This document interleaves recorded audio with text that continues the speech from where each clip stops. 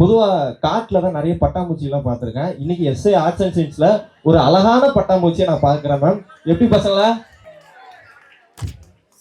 பட்டாம்பூச்சி வேற. நீ பேசு.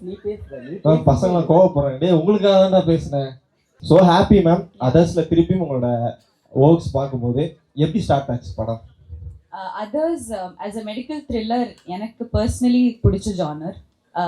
இந்தியன் சினிமாவில் கொஞ்சம் கம்மியாக தான் ரெப்ரசென்ட் பண்ணியிருக்கோம். ஐ திங்க் மெடிக்கல் ஜானரில் இங்கிலீஷில் பார்த்துருக்கேன்.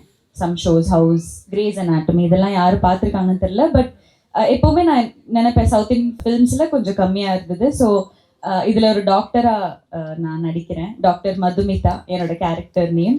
சின்ன வயசுலேருந்தே என் அம்மாவுக்கு பெரிய ஆசை நான் டாக்டர் ஆகணும்னு. அது என்னால் முடியல.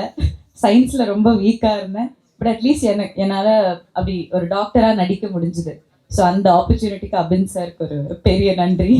ஐ really enjoyed doing the character. அந்த கேரக்டருக்குள்ள ஆப்வியஸ்லி அந்த ப்ரொஃபஷனுக்கு என்ன தேவையோ whatever I could do, நான் கொஞ்சமாச்சும் ஒரு என்ன சொல்கிறது, அது டெய்லி அந்த ப்ரொஃபஷன் பண்ணுற ஒரு டாக்டர் எப்படி பிஹேவ் பண்ணுவாங்க அதெல்லாம் என் சைட்லேருந்து கொஞ்சம் research and like just behaviour கொஞ்சம் அப்சர்வ் பண்ணி நாங்கள் ஷூட் பண்ண ஹாஸ்பிட்டலில் இருந்த டாக்டர்ஸ் கிட்டேயோ இல்லை அங்கே ஸ்டாஃப் கிட்டெல்லாம் பேசி I was trying to understand.